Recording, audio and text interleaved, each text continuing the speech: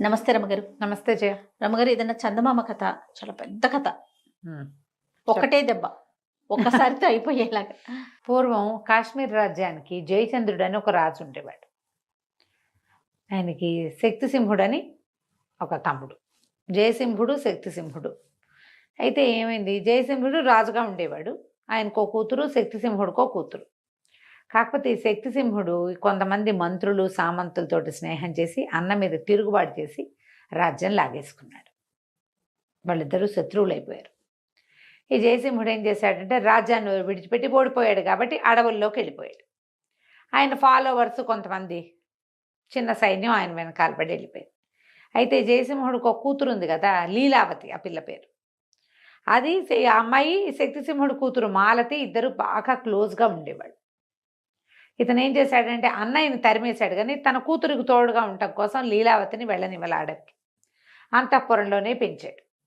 ఈ ఆడపిల్లలిద్దరూ అసలు ఒకళ్ళనొకళ్ళు విడదీయరాని సంబంధంతో కవల పిల్లల్లాగా కలిసే తిరిగేవాళ్ళు. ఒకే రకం బట్టలు కట్టుకునేవాళ్ళు. ఎంతో చక్కగా ఉండేవాళ్ళు. ఉన్నా కూడా తన తండ్రి లేడని, తండ్రి అడవులకు పోయాడని లీలావతికి కష్టంగానే ఉండేది. ఓ 10-11 ఏళ్ల పిల్ల అప్పటికి. కొంతకాలం గడిచింది. ఆడపిల్లలిద్దరూ యుక్త వయస్కులు అయ్యారు. కొంచెం దిగులుగానే ఉండేది.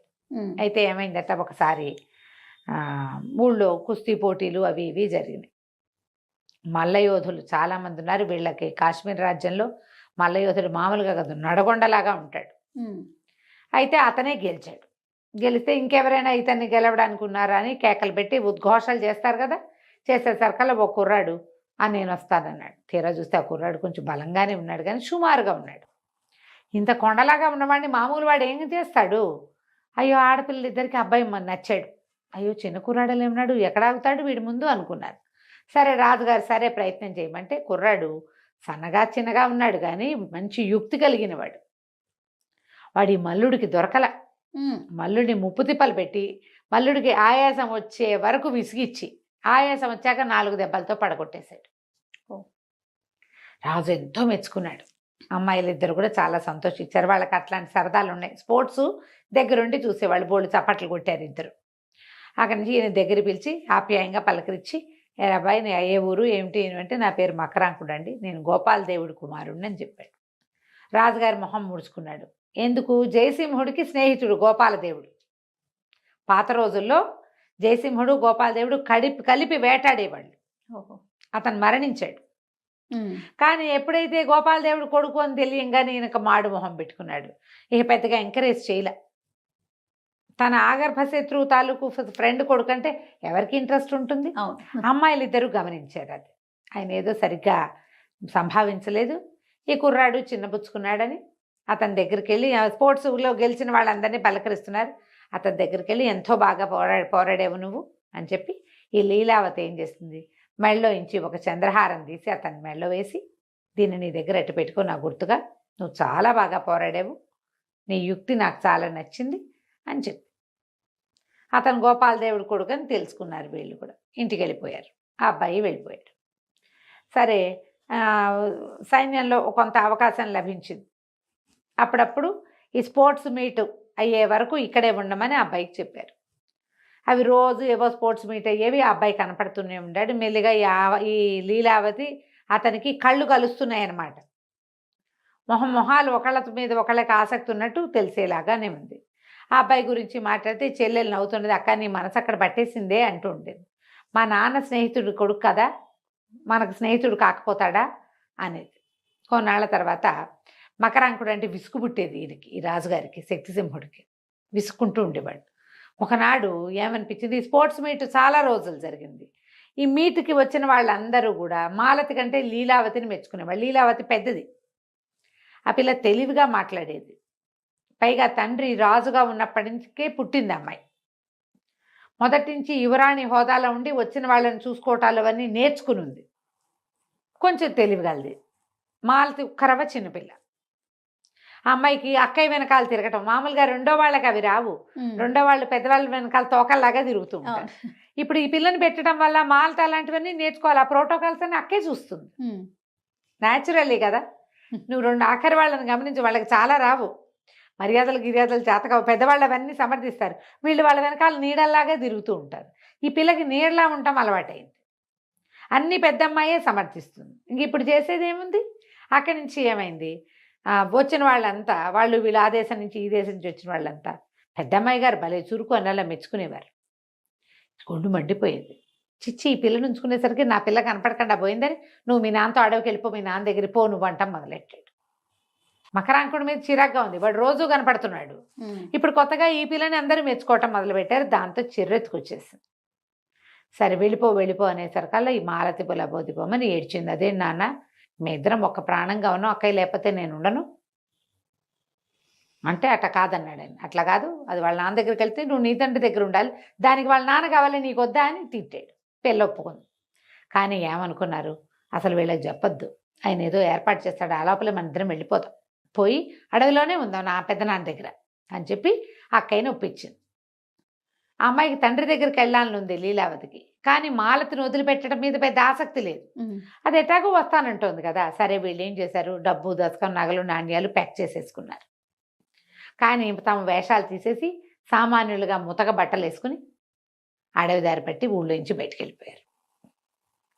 వెళ్ళిపోయింది. ఇక ఊర్లన్నీ దాటే వరకు ఆ అడవి ఇంతేం దగ్గరలో లేదు టౌన్కి, ఎక్కడో ఉంది. వీళ్ళు ఒక సిటీలో నగరంలో ఉన్నారు. వెళ్ళగా వెళ్ళగా వెళ్ళగా వెళ్ళే దారంతా చేతిలో డబ్బులు ఉన్నాయి కదా, అన్ని చోట్ల తిండి తిప్పలు శుభ్రంగా నడిచాయి. వీళ్ళు ఏం ప్లాన్ చేసుకున్నారు, ఇట ఆడపిల్లల్లాగా వెళ్తే ఇబ్బంది అవుతుంది, నేను నీకంటే పెద్దదాన్ని, కొంచెం గైరుగా పెద్దగా పిల్లగా కనపడతా కాబట్టి నేను మగ వేషం వేసుకుంటా, నువ్వు చెల్లెలు వేషం వేయమంది చెల్లెల్ని. ఎట్లాగూ చెల్లెలకి అలవాటే, అది చెల్లిగానే ఉంటుంది.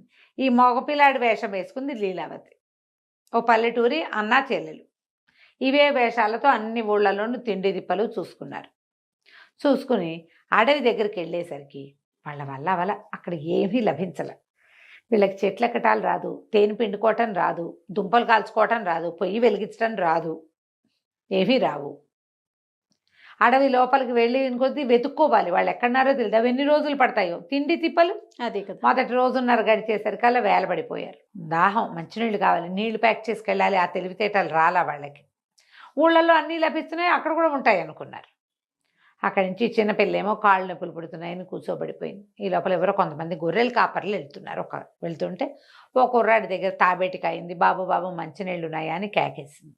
వాడు వచ్చి నీళ్ళు ఇచ్చాడు. నీళ్ళు ఇస్తే మరి వీడు మగవేషంతో ఉంది కదా లీలావతి, మేము ఏదో పని మీద వచ్చాము, అడవిలో ఉందామని వచ్చాము, మరి ఇక్కడ ఏం అవకాశాలు దొరకలేదు, మా చెల్లెలు శోషొచ్చి పడిపోయేలాగా ఉంది, తిండి తిప్పలు ఏమైనా దొరుకుతాయి అంటే ఇతను ఏమన్నాడు, కొంచెం బాగా ముందుకెళ్తే ఒక గొర్రెలు కాపరి తన ఇల్లు అమ్మేసి వెళ్ళిపోదాం అనుకుంటున్నాడు. అడవిలో ఉంది వాళ్ళకి ఇల్లు, అక్కడికి వెళ్ళండి, అక్కడ ఉంటే ఈ పూట మీకు భోజనం లభిస్తుంది, వాళ్ళు ఏదో తిండి పెడతారంటే ఈ చెల్లెల్ని మంచినీళ్ళు ఇచ్చి మెల్లిగా లేవ తీసుకుపోయింది.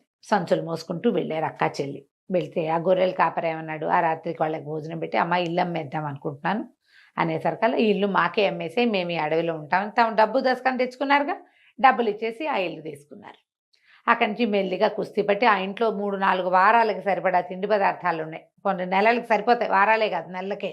ధాన్యం ఉంది, పిండి ఉంది, తర్వాత ఏమో చుట్టుపక్కల అవి ఇవి కూర కాయ ఏవో కనపడుతున్నాయి.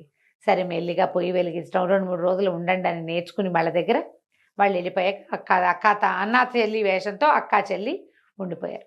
అడవిలో తిరగటం మొదలుపెట్టారు. ఒక చోట లీలావతి అని పేరు చెక్కుంది చెట్టు మీద. వీళ్ళు ఏమనుకున్నారు, ఇది మకరాంకుడే చెక్కుంటాడు, ఎందుకంటే ఈ అమ్మాయికి పరిచయమైన మగవాడు ఇంకొకటి లేడు, పేరు చెక్కు ఉందంటే బహుశా ఆ అబ్బాయే అయి ఉంటాడని అనుకున్నారు. సరే ఏమైంది, ఇంతలో ఇంకో కథ ఇందులో. ఈ మకరాంకుడు ఎవరు, గోపాలదేవుడు అనే ఒక రాజ సామంతుని కుమారుడు. అతను కొంచెం చిన్నపిల్లాడిగా ఉండగానే తండ్రి చనిపోతే ఒక ఏజ్ వచ్చాక వాళ్ళ అన్నయ్య శశాంకుడికి అప్పచెప్పాడు తండ్రి చనిపోతూ, తమ్ముడు కూడా బాగా చూసుకోని. వీళ్ళిద్దరికీ ఒక 6-7 సంవత్సరాల వారం ఉంది. వాడు ముందు నుంచి అన్నయ్యతో తండ్రితోటి తిరిగి వాడు కాస్త గట్టిపడ్డాడు. ఈ అబ్బాయి చిన్నపిల్లాడిగా ఉండి ఇంట్లో ఉన్నాడు. తండ్రి చనిపోయేసరికల్లా క్రమంగా రోజులు గడిచే కొందికి ఈ శశాంకుడు, ఈ మకరాంకుడు ఇక్కడ ఉండి, వాడు పెద్దవాడి పేరు శశాంకుడు, రెండోవాడి పేరు మకరాంకుడు, రెండోవాడు. రోజులు గడిచే కొందికి ఈ పిల్లాడు ఇంట్లో పని వాళ్ళతో తిరిగి తన తండ్రి ఎట్లా ప్రవర్తించేవాడు, ఎలా ఉండేవాడు నేర్చుకుని హుందాగా బిహేవ్ చేయటం అది ప్రాక్టీస్ చేశాడు. శశాంకుడు ఫ్రెండ్స్ అంతా అనేవాళ్ళు, మీ తమ్ముడు రాజు అయిపోతాడు, అందరూ వాడిని గౌరవిస్తారు, వాడు మీ నాన్నలాగా ప్రవర్తిస్తాడు, అనేసరికి ఆ చిన్న రాజ్యం తమ్ముడికి భాగం పెట్టడం ఇష్టం లేకపోయింది. పైగా ఈ రాజ్యంలో ఏమైంది, తమ్ముడు అన్నయ్యని వెళ్ళగొట్టి రాజ్యాన్ని ఆక్యుపై చేసిన ప్రాంతం అది కాశ్మీర్ దేశం. వీళ్ళది చిన్న ప్లేస్ అవంతి. ఏం జరుగుతుంది, రేపొద్దున వీడిని ఇటాకే హుందాగా బాగున్నాడు అంటే రేపొద్దున వాడు రాజయ్య కూర్చుంటే వీడిని పెంచిన నేనేమవ్వాలి? ముందు నుంచి నేనే కదా వీడిని చూశాను. నాన్నకు బాగుండనప్పటి నుంచి తమ్ముడు సంగతి నేనే చూశాను. దాంతో ఏం చేశాడు, వాళ్ళ తమ్ముడిని వీడిని ఎట్లాగైనా అడ్డు తప్పించాలని స్నేహితులు బాగా రెచ్చగొట్టారు. అన్నదమ్ముల్లో ఇలాంటి వ్యవహారాలు నడుస్తాయి, రాజ్యాల దగ్గర మరీ కుదురుతాయి. వాళ్ళు ఏమన్నారంటే, కాశ్మీర్ రాజ్యంలో స్పోర్ట్స్ మీట్ అవుతోంది, అక్కడ మల్ల యుద్ధం ఉంది, మీ తమ్ముడికి ఎలాగో మల్ల యుద్ధం అంటే ఇష్టము, అక్కడికి పంపించావంటే వాళ్ళ మల్లుడు వాడు నడగొండలాగా ఉంటాడు, పిల్లాన్ని పీక వేసి చంపేస్తాడు, పైగా ఎందుకు పనికి రాకుండా చేస్తాడు, చచ్చిపోతే అక్కడికి పంపించామని అక్కడికి ఎంకరేజ్ చేసేసరికల్లా వెళ్ళు స్పోర్ట్స్ మీట్కి వెళ్ళు, నువ్వు మన ఊరిని రిప్రజెంటేట్ చేయని తమ్ముడిని తోసాడు. ఆ తమ్ముడు అక్కడికి వెళ్తుంటే మధ్యదారిలో ఎవరో కనపడి హాత్తేరి నిన్ను చంపడానికే ప్లాన్ చేశారా అనేసరికి చాలా కష్టంతో వచ్చింది. ఏమిటి మా అన్నయ్యకి ఇలా వచ్చి పుట్టింది, సరే ఏదో చచ్చేపోదాంలే పోని, అక్కడ ఏదో పేరు తెచ్చుకుని గోపాలదేవుడి కొడుకు బాగా పోరాడాడని పేరు తెచ్చుకుని చచ్చిపోదామని వచ్చాడు. కానీ ఇక్కడ గెలిచాడు. ఈ గెలిచిన తర్వాత ఏమైంది, రాజుగారి 4 రోజులు కూడా సరిగ్గా చూడలేదు తాన్ని. మళ్ళీ వెనక్కి వెళ్ళేసరికల్లా గెలిచి ఇంటికి వచ్చేసరికల్లా శశాంకుడికి భయం వేసింది. అమ్మో వీడు వాడిని కూడా గెలిచాడంటే మన కొంప ముంచేస్తాడని ఒకనాటి రాత్రి తమ్ముడున్న గదికి నిప్పు పెట్టిద్దాం అనుకున్నాడు. ఈ నౌకర్లలో ఉన్న ఒక ముసలివాడు అది గమనించి, బాబు ఇల్లు నిప్పు పెట్టేలాగా ఉన్నారు, నువ్వు పారిపోదు కానీ పద, నిన్ను ఎక్కడి నుంచో ఏదో పక్క నుంచి సందు నుంచి తీసుకుపోతానని ఈ కుర్రాన్ని వెంబడి పెట్టుకుని ఏదో పిచ్చి సందులోకి, పాడుబడిన ఇళ్ల సందులోకి తీసుకుపోయి కుర్రాన్ని దాటిచ్చేశాడు. అటు తగలబడిపోయింది కానీ మకరాంకుడు తప్పించుకున్నాడు. ఆ తప్పించుకున్న మకరాంకుడు అడవిలోకి చేరాడు. వీళ్ళ దగ్గర ఏమీ లేవు, రాత్రికి రాత్రి పారిపోయారు. కాయా కసురు తిన్నారు, సరిపోలా ఆహారం. ఇక నడవగా ఈ ముసలివాడు నౌకరు తీసుకొచ్చాడు కదా, వాడి వేళ పట్టును ఇంత తింటారు, పెద్ద వయసు వచ్చేసరికి ఎక్కువ తినలేరు, వేళ తప్పి ఉండలేరు. ఎక్కడో కళ్ళు తిరిగి పడిపోయేసరికల్లా ఈ మకరాంకుడు ఏం చేశాడు, నువ్వు ఇక్కడే పడుకో, నేను ఏమైనా నీళ్లు తిండి దొరుకుతుందేమో చూస్తానని మొత్తం వెతకడానికి వెళ్ళాడు. ఈ వెళ్ళి ఎక్కడికి వెళ్ళాడు, పాతరాజైన జయసింహుడు ఉన్న ప్రాంతానికి వెళ్ళాడు. అక్కడ వాళ్ళు ఒక 4-5 ఆశ్రమాలు లాంటివి, ఒక పర్ణశాలలు లాంటివి కట్టుకున్నారు. అప్పుడే వంట చేసుకున్నారు. ఆయన చూడడానికి వచ్చిన వాళ్ళు కొంతమంది ఉన్నారు, ఆయన ఆశ్రితులు కొంతమంది ఉన్నారు. వాళ్ళు అక్కడ వంట చేసుకుని తింటున్నారు. ఆ వంట చూడంగానే మకరాంకుడు ఏమన్నాడు, కత్తిపుచ్చుకుని ఎవరైనా సరే ఆహారం ముట్టుకుంటే చంపేస్తాను, ఈ ఆహారం అంతా నాకు కావాలన్నాడు. అనేసరికి జయసింహుడు ఆశ్చర్యపోయి, ఎందుకు నాయన అంత కంగారు పడతావు, నీకు కావాలంటే తిను, ఆకలిస్తే తిను, దానికి ఎవరినైనా చంపడం కొట్టడం ఎందుకు, కావాలంటే ఇంకా కొంచెం వండించుకుందాం, మళ్ళీ వండుకుందాం, వాళ్ళంత ఆహార పదార్థాలని మనకు వచ్చిన భయం ఏమీ లేదని ఓదార్చాడు. దాంతో ఈ మకరాంకుడు సిగ్గుపడి, క్షమించండి, నేను కూడా జంతువులాగా ప్రవర్తిస్తున్నాను, ఆకలితోటి 3 రోజులు అయిపోయింది మేము అన్నం తిని, నాకంటే ముందు నా పనివాడు పాపం ముసలివాడు, వాడి వల్ల అయ్యేలాగా లేదు, కొంచెం ఆహారం ఇచ్చారంటే అతనికి ఇస్తానన్నాడు. సరే ఈయన కుర్రాన్ని కూర్చోబెట్టి భోజనం పెట్టి కొంచెం ఫుడ్ ప్యాక్ చేసి ఇచ్చారు. మంచినీళ్ళు కించినీళ్ళు ఇచ్చి ఎవరో మంచి సాయం పంపిస్తే ఆ ముసలి నౌకరికి కూడా అన్నం పెట్టి కాస్త వాడిని గోపికి తెచ్చాక వచ్చేసి ఈ పటాలం దగ్గరకు వచ్చాక ఆయన అడిగాడు, ఎవరి తాలూకు ఏంటంటే గోపాలదేవుడి 2వ కుమారుడు అనగానే ఆయన ఆశ్చర్యపోయాడు. అదేమిటో నేను చూసినప్పుడే అనుకున్నా, చూసిన మొహంలాగా ఉందని, మీ నాన్న నాకు చాలా స్నేహితుడు, మేమిద్దరం ఈ అడవిలో ఎన్నేళ్ళో వేటాడేమో, ఏమైంది ఏమిటి అంటే మా అన్నయ్య ఇట్లా చేశాడండి, పారిపోయి ఇచ్చాను అన్నాడు. తనని తమ్ముడు ఎట్లా చేశాడో తిని అన్నయ్య.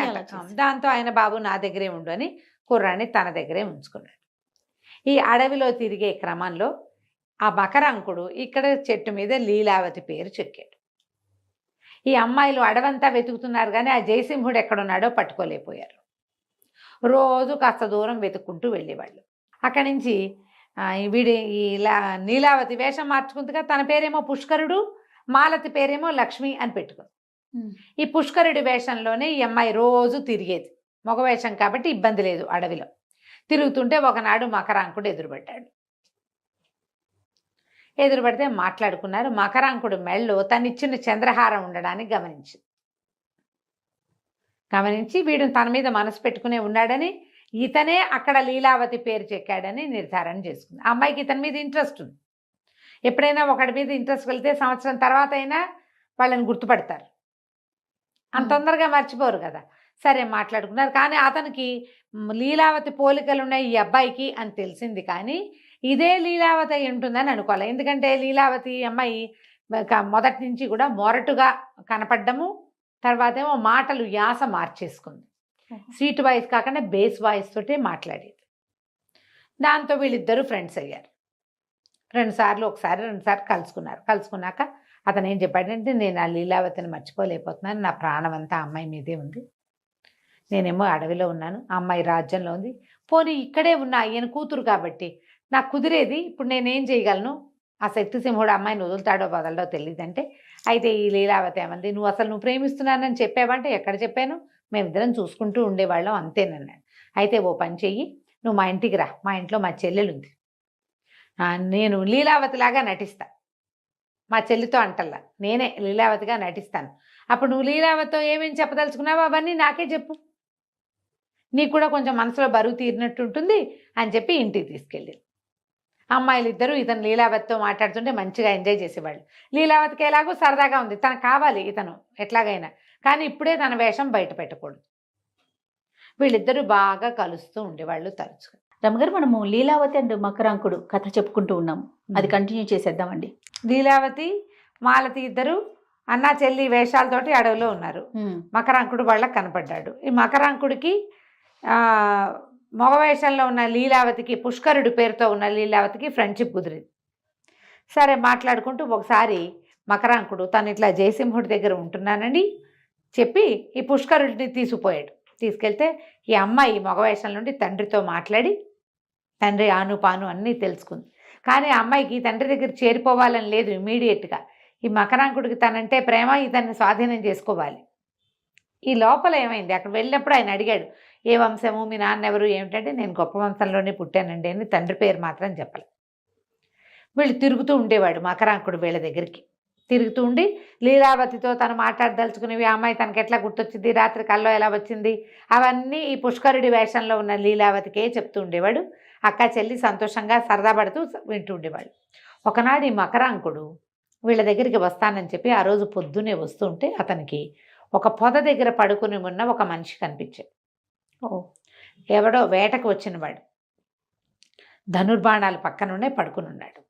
పడుకుని ఉంటే ఒక పెద్ద సర్పం ఉంది అతని పక్కన. ఉలిక్కిపడ్డాడు. ఇతను వెళ్ళి కాళ్ళ చప్పుడు వేసరికల్లా సర్పం బారిన పడిపోవాల్సింది. వీడు వెళ్ళేసరికి పాము పారిపోయింది. ఇంకొంచెం ముందుకు వెళ్ళేసరికల్లా రెండో పక్క నుంచి ఒక సింహం వాడికేసే చూస్తుంది, పడుకున్న వాడికేసే. సింహం కానీ పులి కానీ కదలని వాటి మీద పడవు, చచ్చిపోయిన వాటి జోలికి వెళ్ళవు. మనుషులు పడుకున్నారనుకో, స్టిల్గా ఉంటే వాళ్ళ జోలికి వెళ్ళవు అవి. వాడు కదిలితేనే, వాడు కదలటం కోసం చూస్తోంది. ఎప్పుడైతే ఈ సింహం చూస్తుందో, అయ్యో పాము నుంచి తప్పించుకుని వీడెవడో సింహం నోట్లో పడేందుకు సిద్ధంగా ఉన్నాడే అని చెప్పి దగ్గరికి వెళ్ళేసరికి వీడికి కనపడింది, వీడు శశాంకుడు, తన అన్నయ్య. ఓహో, ఏ వేటకో వచ్చుంటాడు, దారి తప్పి రాత్రి వెళ్ళలేకపోయాడు ఇంటికి, ఈ చెట్టు కింద పడుకున్నాడు. తెల్లారేసరికి సింహం చేరింది అక్కడ. అక్కడి నుంచి వెళ్ళిపోదామనిపించింది. తన్ని 2 సార్లు చంపేందుకు ప్రయత్నం చేశాడు అన్నయ్య. ఓసారి మల్ల యుద్ధానికి పంపాడు, రెండోసారి ఇంటికి నిప్పు పెట్టే ప్రయత్నం చేశాడు తను పడుకున్న గదికి. వాడిని రక్షించబుద్ధి కాల. కానీ ఒక్క అడుగేస్తే నాన్న గుర్తొచ్చాడు వాడికి. అన్నయ్య మాట విను, అన్నయ్య చెప్పినట్టు ఉండు అని చెప్పాడు. చచ్చిపోతుంటే వదిలిపెట్టచ్చా, వాడు చేస్తే చేశాడు.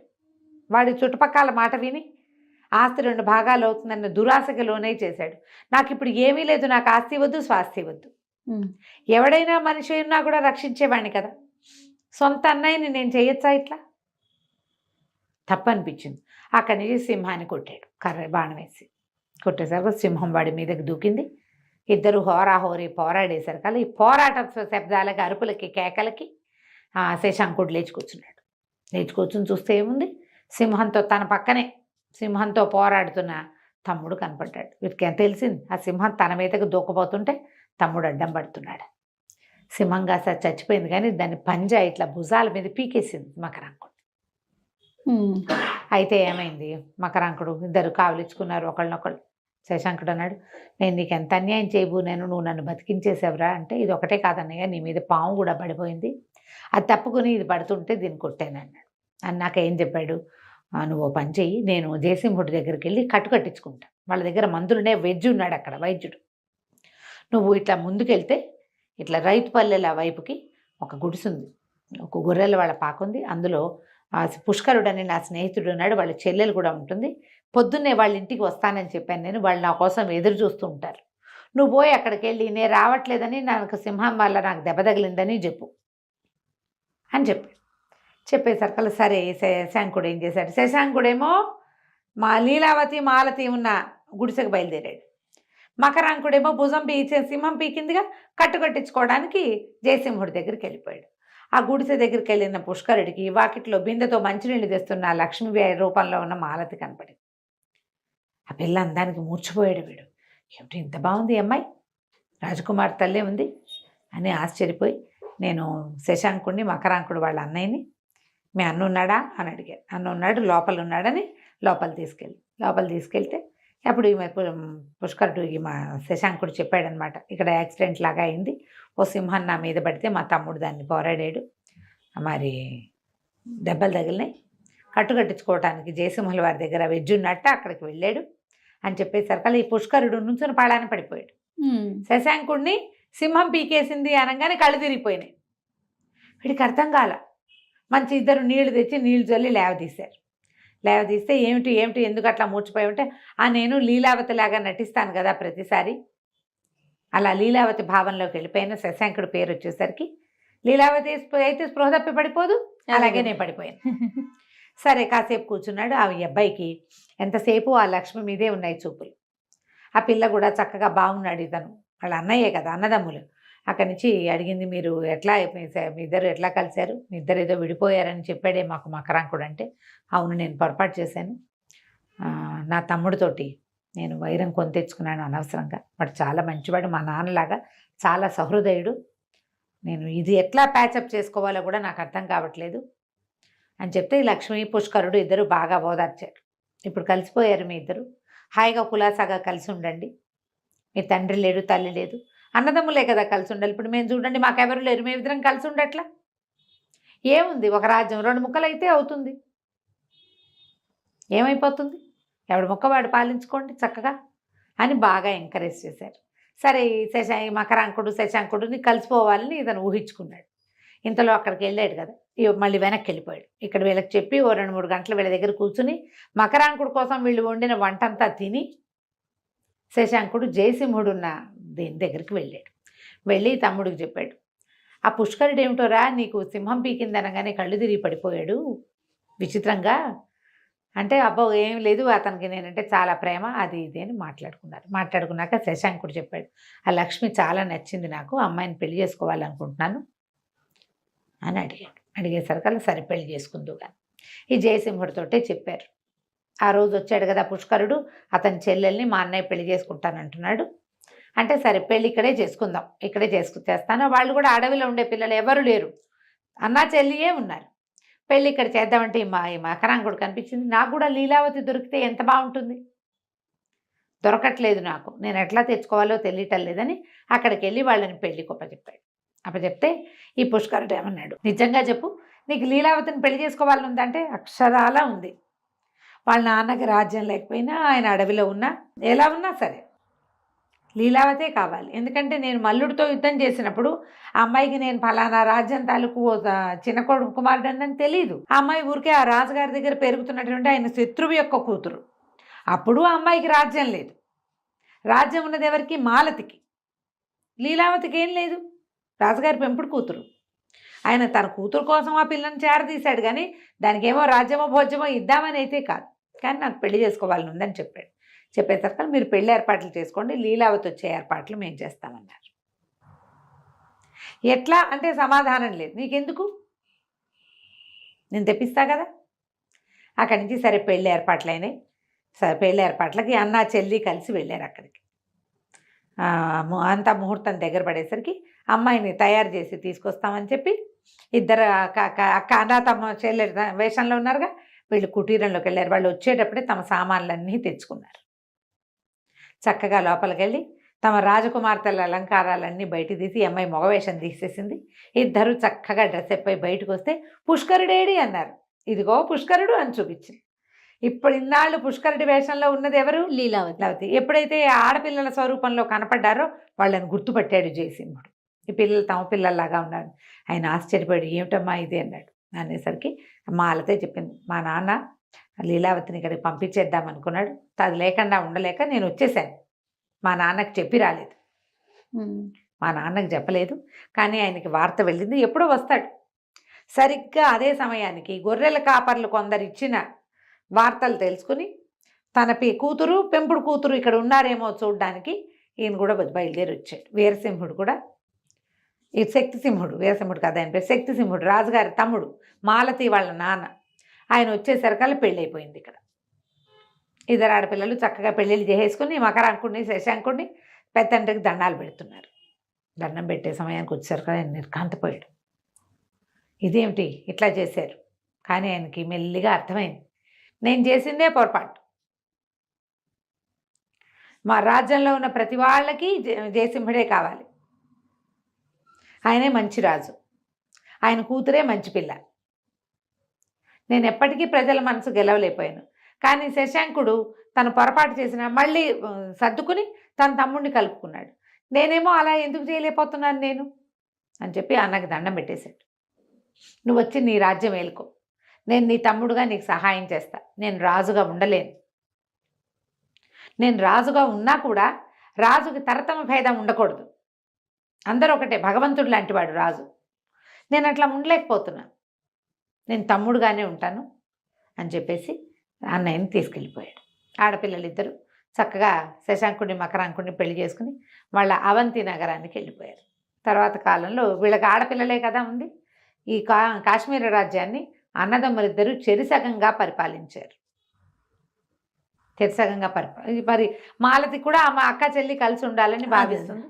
అలా కథ కంచికి మనం ఇంటికి. నమస్తే. నమస్తే జయ.